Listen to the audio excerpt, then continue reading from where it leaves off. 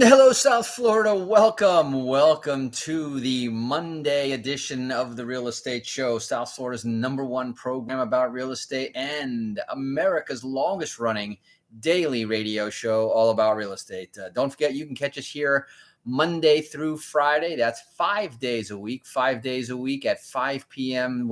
It's when we're live, and 5 different ways to catch us: the AM, the FM, on the apps. Just look for WWNN 1470 Money Talk Radio. Look for us there. You can also find us easily at automaticlandlord.com. That's automaticlandlord.com. And you can just go to the top of the page where you can click on the listen live button, live at 5, or you can also listen to us on the rebroadcast. They're taped, they're archived, they're up there, and easy for you to find. So, and don't forget, we're also live on Facebook, so you can also catch us there. Anyway, we got a great show for you today. We are going to be going over, our Mondays on a mission, as we always do on a Monday. We talk about what we got in store for you during the week, and we're also going to talk to you about the agenda for the rest of the week, what it is that we're trying to do here on the Real Estate Show for the week. Last week we had a great, series. We had something that we very seldom or rarely do, which is that we have a guest on 5 straight days. And that's because we were talking about a very important topic, retirement. And we also offered a free book. If you missed out on that, it's not too late to get your copy before we move that to the next subject. But to go to automaticlandlord.com, again, under the radio show, you can click on the drop down and request your free book there. You can also text the word book to 561-861-2366. That's 561-861-2366. So the news now, and that's what I want to kind of get into for this week. Headline that was saying that the housing boom is over, just like that. Last week we were in a hot market. This week the boom is over as new homes fell to a pandemic low, and basically what they're talking about is some of the statistics from new home builders showed a retraction in the last couple of months, and actually there's probably a different way to explain it. Interesting headline. We'll get into some of the meat of that article. Another one of the real estate experts was talking about the reopening challenges amongst COVID. Kind of an interesting article. Along the same lines, since the apparent real estate boom is over, new home sales drop 6.6. Notice home builders, new home sales. They're not keeping up with the demand for new units to begin with. And so a lack of units, lack of inventory, here we have that same problem going on again, is creating a number of where we're now slowing down the number of sales. Why? Because we don't have enough units to sell. So we have an uninvited guest in the studio here today. So new sales dropped 6.6%, and that was versus an increase that was expected at 3.4%. However, on the other side of the coin, you get another headline on the same day, published on the same day as the last one. Despite current boom, there is still sufficient demand to drive growth, and so basically the argument there is that even though you may see that we're at the top of the market, there's still more fuel for the economy, and I'm going to spend more time in that article because I think probably a little bit more accurate along the way of where we're going.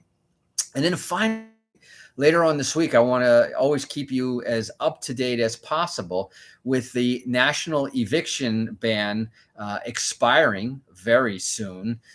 You've got the moratoriums on the foreclosure to deal with and understand, and you probably, as a landlord, want to know when you own real estate, you signed a whole stack of papers in at your closing, basically putting the property up as collateral. If I don't pay, you get the property. You putting your credit up as collateral. If I don't pay, you can report me to the credit bureau, and a whole host of things. When you buy a property, you are far more committed than the person who signs little more than a 1-2 page, maybe it's a little bit longer, but a short lease, a short lease in comparison to the stack of papers that you signed when you went to a closing, gives you an indication that when push comes to shove, and we've been talking about this over the last several years, where the landlord, if he stays in communication with the lender, all he has to do is number one, stay in communication. Number two, work with your lender and putting together some sort of a proposal, some sort of a mutually acceptable repayment plan, because they're talking about all sorts of options, lowering the interest rate, extending the amount of time to pay, adding the balance to the back. There's a number of different things that the lender can do if they're agreeable. And certainly the government, at least at this point right now, is their best to incentivize the lenders to do these things. So, but the bottom line is that if they're willing to stay in communication and they're willing to come to the table and negotiate a mutually acceptable workout, the odds are that they can keep the property.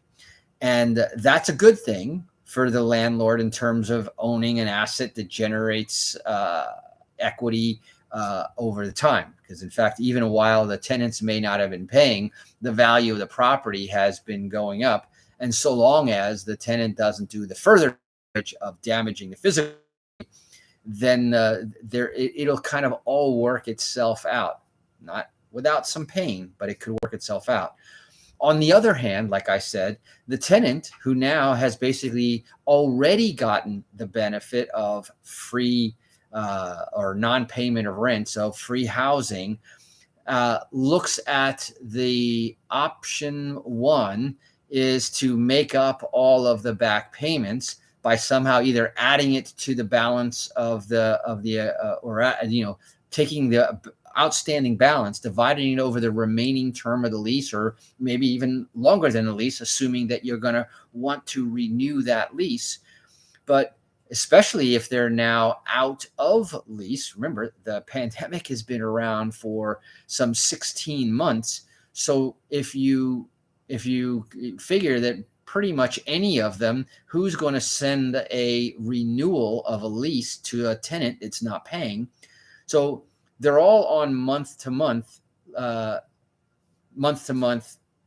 tenancies now.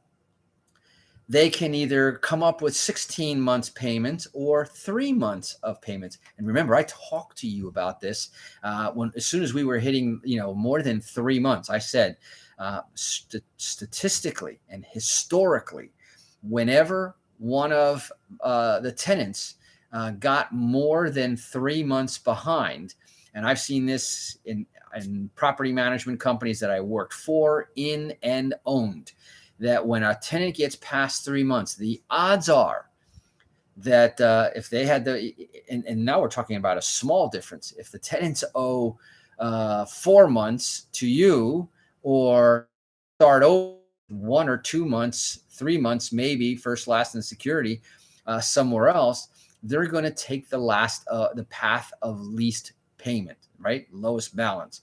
So now look at it: 16 months or 3 months, 16 months or 3 months. Which one would you rather pay? And unlike they don't have collateral at stake, the collateral that they have, this is why I always talk about people not giving in to a security deposit. I've heard landlords say, oh, well, they said that they would pay me the security deposit over time. Well, what happens if you don't get the security deposit? So you don't get the rent, you don't have the security deposit. It's a slippery slope. Now, whatever security deposit there may have been was eaten up by those 16 months. If someone was requiring last month's rent, which, by the way, they should have if they didn't, I think stake, and that was their collateral. That was their entire collateral, and therefore it's much easier to say, well, I'm not going to get my collateral back anyway. And if you haven't been paying all those months, where did the money go? Presumably, if they can't now start paying somewhere, that's a whole other problem. But I suspect that that's going to be the minority of the cases, the majority. Anyway, so like I said, the national eviction will be expiring very soon. We'll get into the details of that. We'll also talk to you what you can do. I remind you that if you're in that situation, then you want to contact us. And there's a couple of different ways to contact us. Number one, you can go to our website at automaticlandlord.com. That's automaticlandlord.com. And there's a message button. You can send us a message. You can go and set an appointment for a complimentary, no-cost consultation. Just go to either our Facebook page or go to automaticlandlord.com. There's a set an appointment button right there. You can pick your time, and then we can have that no-cost consultation, but certainly lots of information, conversation about how to get out of that sticky situation, whether you're the landlord or whether you're the tenant. Let's figure that out and let's make it work. Anyway, we're going to go ahead and take a quick break. Here are a few words from our sponsors. Then when we come back, I'll dive a little bit deeper into some of these topics that we're going to be talking about. I'm also going to talk about an exciting new program, the Mortgage Turbo.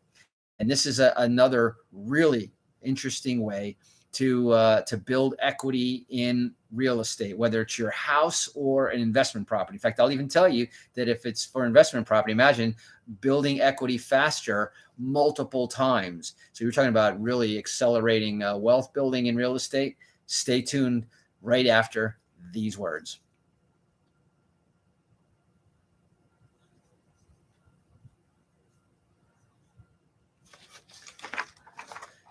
Hey, Raquel, how are you? Raquel is on there. Michael, Lee, how are you? And Felipe, how are you?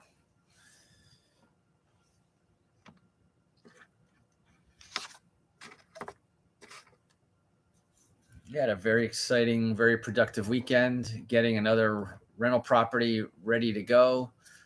We got a number of different things. Like I said, they got this, the Mortgage Turbo, which is kind of an interesting new twist. So why would anybody not do these things? It's only because they didn't understand the numbers.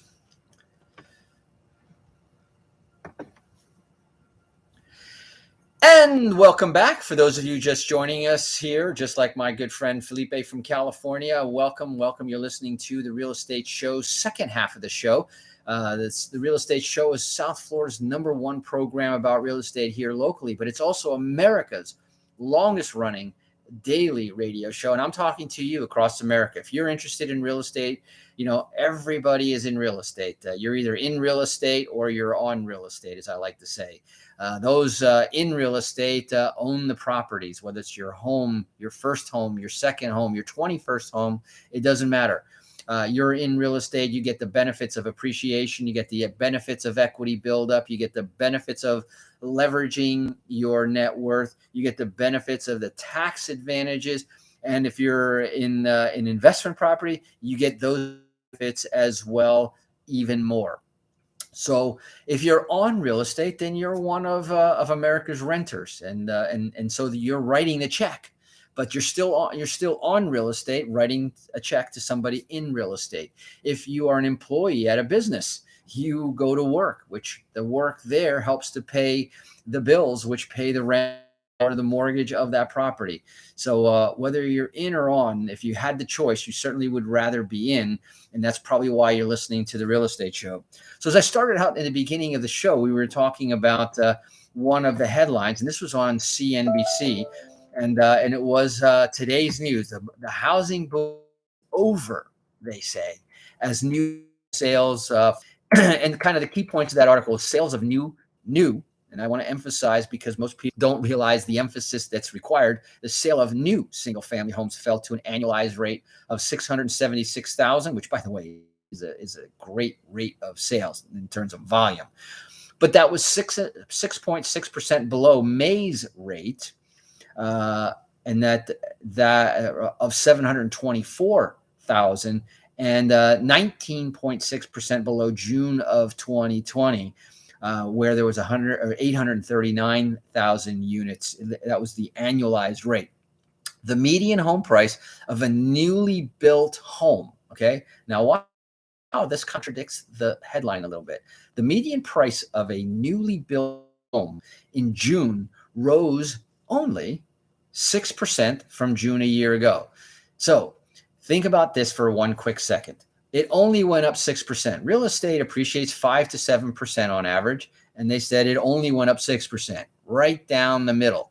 First of all, for those of you worried about some sort of a bubble, an average appreciation rate is actually what we want to hear. We want sustainable long-term average growth. That's perfect for us.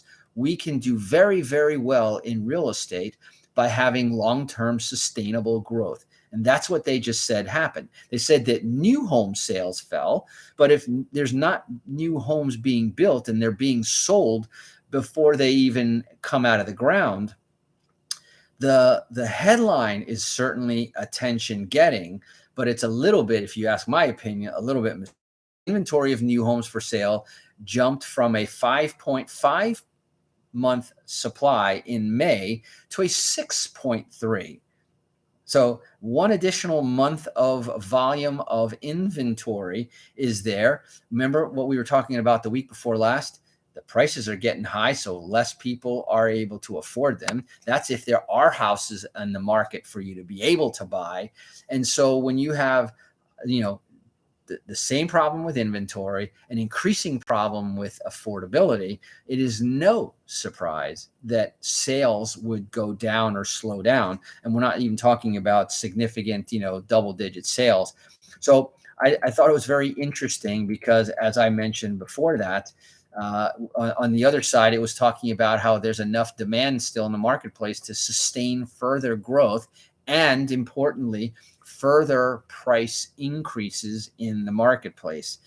So I'm not going to repeat the statistics, but after a year of frenzied buying, the article goes on to say, and price gains in the double digits, newly built homes are now out of reach for much of the demand that remains in the marketplace. I personally don't agree with that statement, but that's what they said. They'll go on to talk about the median price of a newly built home rose only 6% year over year. While that is a large gain historically, they contradict themselves in the article. It's nothing compared with the 15 to 20% annual gains seen in the previous months, which, as we said before, not sustainable. That's good news, if you ask me, that we're moderating a little bit. We want it to moderate. In fact, we want it to moderate, not to plummet. And that's why if you're sitting here on the sidelines waiting for an opportunity to buy properties at deep discounts, I think you need to reevaluate your strategy. And I invite you to have that conversation one-on-one about your particular situation, especially if you're an investor. Text the word investor for some really good insight. Text investor to 561-861-2366. And we'll have a conversation about what is a better strategy on how to make money in this current market. Good real estate investors are making good returns in this marketplace, but you got to know and you got to know where to do it. So most of the home buying right now, according to the article, is on the higher end of the market. That's where the money is, and that's where there's more inventory and a little bit less competition, because as the prices go up, less people are able to compete in that marketplace.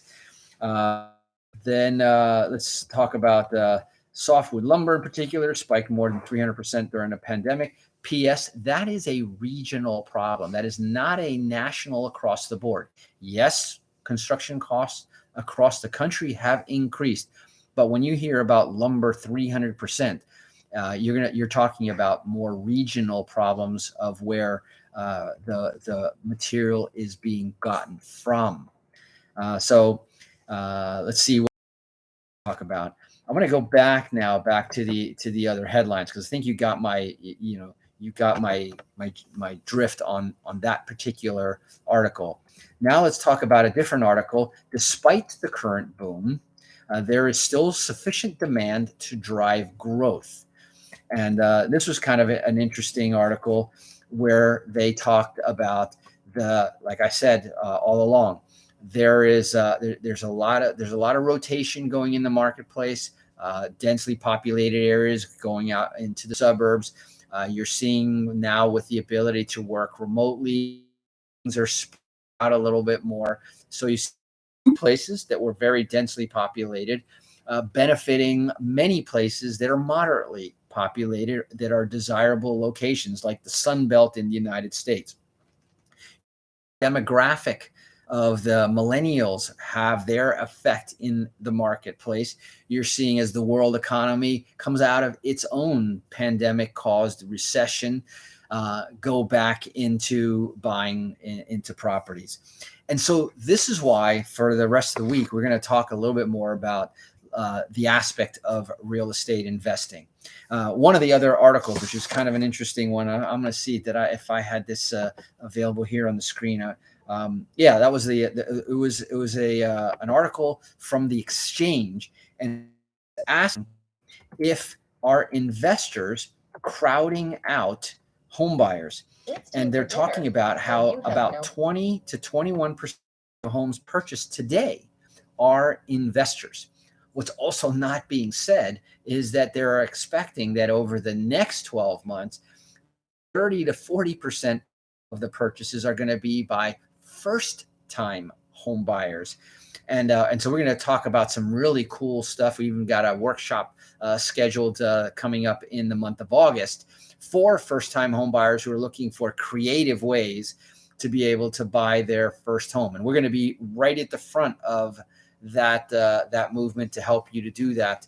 And we're going to talk more about the mortgage turbo, how to use that to also help first-time home buyers, second-time home buyers, 22nd-time home buyers going out of there. But mostly smaller investors are the ones that are in the marketplace. A couple of the big guys and several mid-size hedge funds. This is what we're going to be talking about the week. So we got tomorrow our tools, tips, and techniques. So we're going to jump right into it in tomorrow's show. Remember, we're here live Monday through Friday, 5 days a week, 5 p.m. right here. Bring it here. We'll see you right back in this very same place. So until then, drive safe. Wash those hands and make it a great day. Bye-bye.